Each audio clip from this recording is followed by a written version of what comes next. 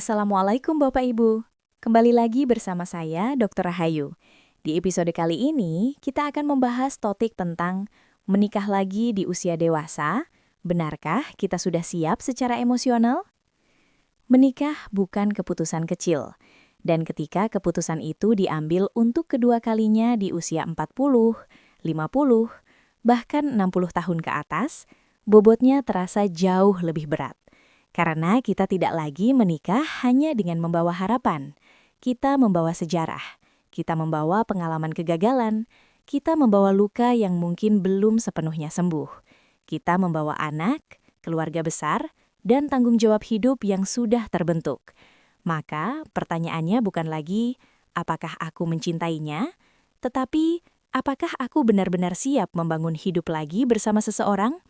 Dan kesiapan ini bukan sekadar kesiapan finansial, bukan sekadar kesiapan sosial, tetapi kesiapan emosional. Bagian 1.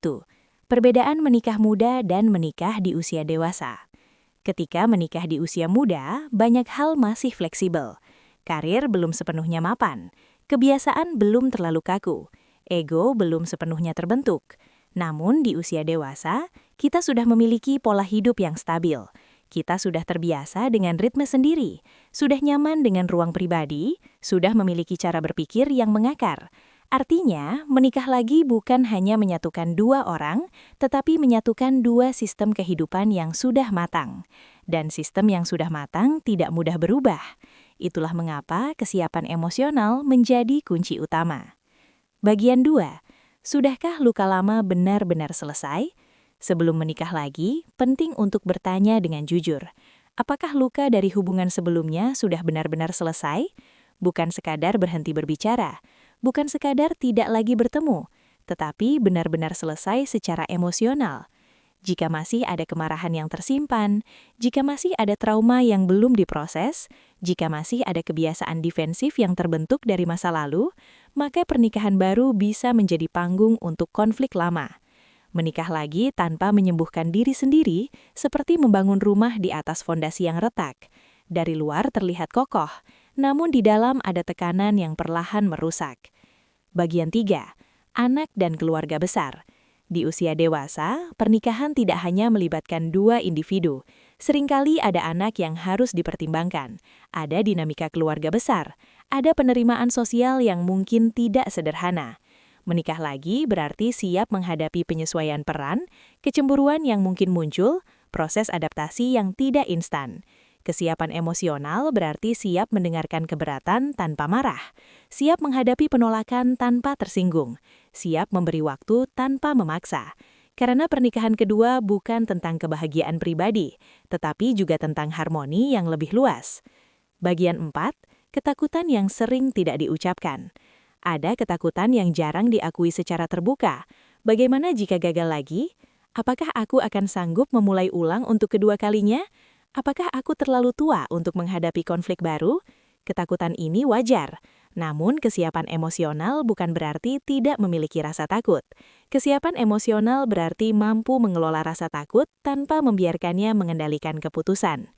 Menikah lagi seharusnya bukan keputusan karena takut sendiri, bukan karena tekanan sosial, bukan karena ingin membuktikan sesuatu. Ia seharusnya lahir dari kesadaran yang tenang. Bagian 5. Tanda Anda siap secara emosional.